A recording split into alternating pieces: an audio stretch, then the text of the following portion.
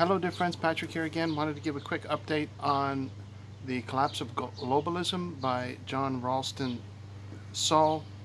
I have to backtrack on what I said earlier. It is rather insightful. He does have some uh, compelling uh, explanations and descriptions of global events, and maybe even on a par with Noam Chomsky. So it's well written. I'm halfway through now. I'm page 138, 139, and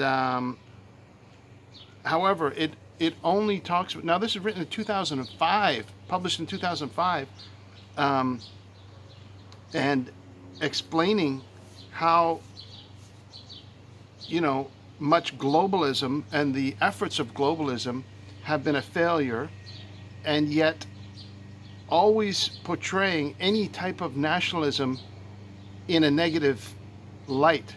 Saying that it's always bad to have nationalistic tendencies, and always striving to improve these globalist efforts.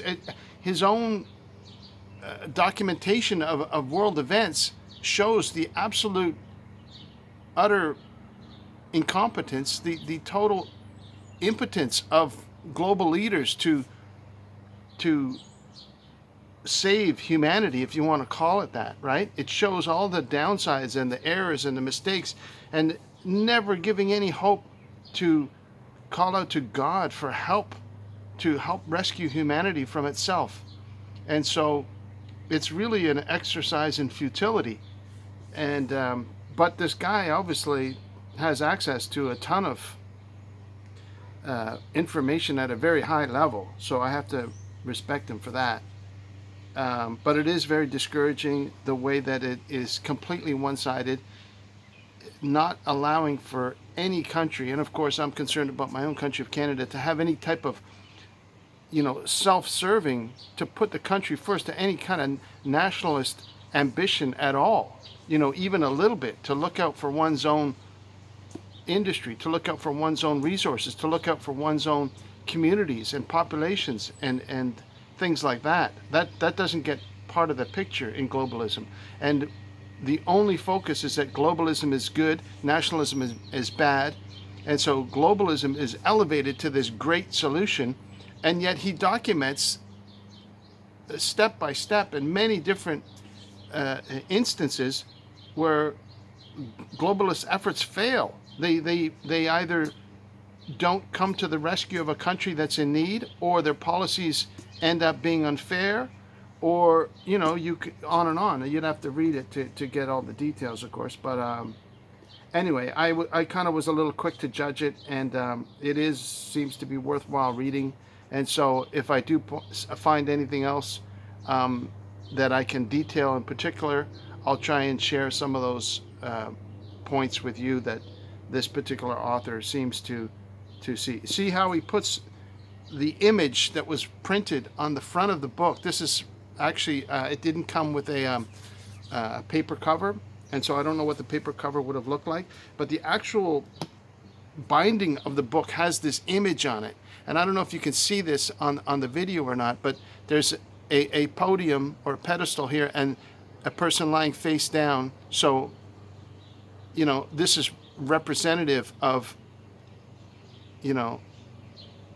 I would guess, but I'm not going to try and interpret it. You can come to your own conclusion. I know what the author is trying to portray by using this cartoon.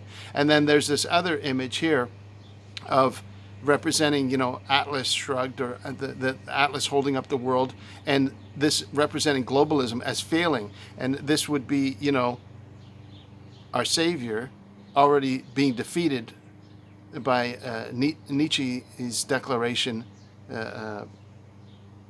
from, I don't want to repeat it because it's a discouraging, depressing. It's the atheist viewpoint, right? It's the atheist viewpoint that we cannot rely on this. We can only rely on this, and then this is being torn down by invisible forces that you can't see, that's off the edge of the boat.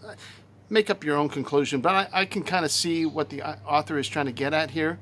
It's very depressing, and I don't know. I wish I could say more about it, but I'm not going to. But I just thought I'd say I'm making my way through it, and again, it's discouraging, but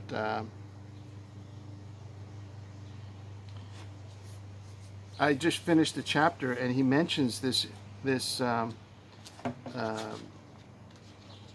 what's he call it, the International Labor Organization, 1994, set up a working group, blah blah blah blah blah, and it had become a World Commission, and by 2003 it had produced a report. But he said it's a good report, but then he doesn't give any details on it.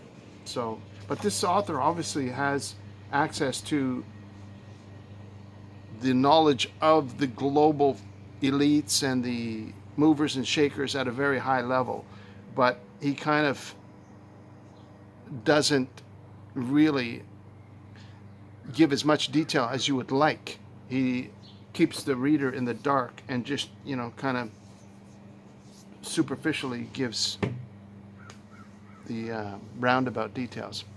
Anyway, sorry for a boring video, but I just thought I'd get on here and make some comments anyway about this particular book. And like I said, if I can find something of value that I can share with you, I'll put that out in a video for you. God bless you. Thank you for watching. I love you very much. We'll talk to you again soon. Okay, hope you're doing well. Take care of yourself. Bye-bye now.